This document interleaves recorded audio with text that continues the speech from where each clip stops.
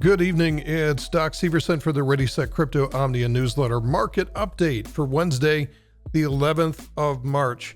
Hopefully you got a chance to check out the live session that I did with Mav today, our ReadySet Live, and you can check that out at the YouTube channel or actually the video right below this one.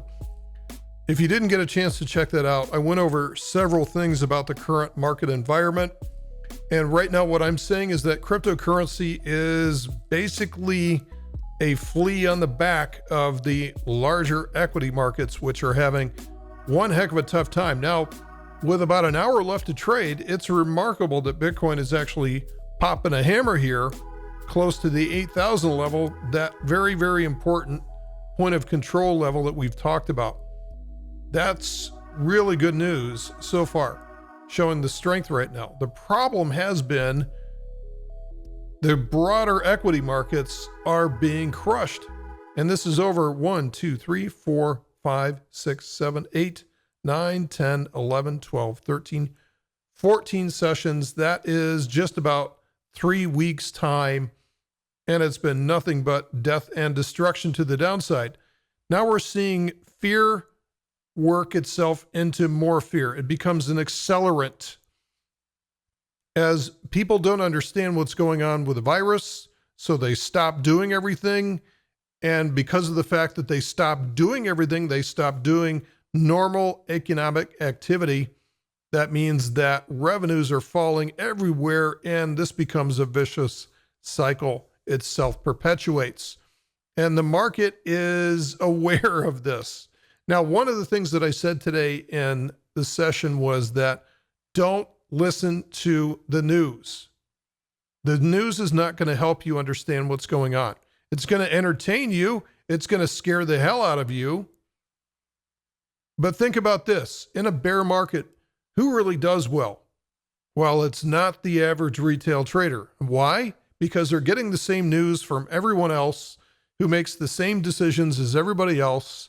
And generally, they get it wrong. Instead, listen to what the price is telling you. If we see a rally off of here, believe it. Believe the rally off of here, even if it comes to a lower high. Now, what happens in the next few weeks will determine whether or not this is going to turn out to be just a very short, sharp, ugly memory in history, or whether this is truly the beginning of something darker and deeper. We'll know that in the next few weeks, I do believe.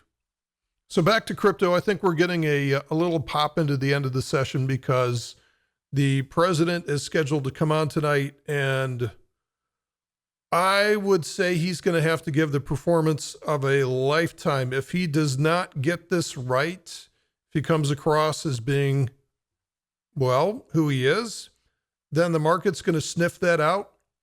And the market's going to start to price in a replacement for next November, which once again is adding more to the uncertainty.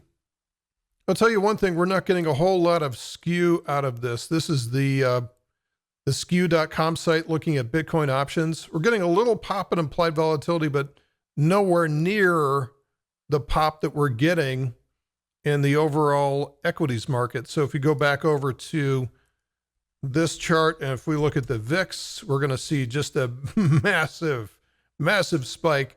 This is only this number 2 to the financial crisis back in 2008, 12 years ago. This is the second highest spike that we've seen ever.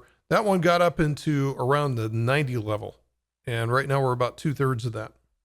Scary market to sell in, but it can be very, very effective if you're light on your feet. All right, folks, that is it for tonight's report. I would anticipate we'll see a lot of changes between now and the next 24 hours. We'll be online if you need us. Thanks for listening. See you tomorrow.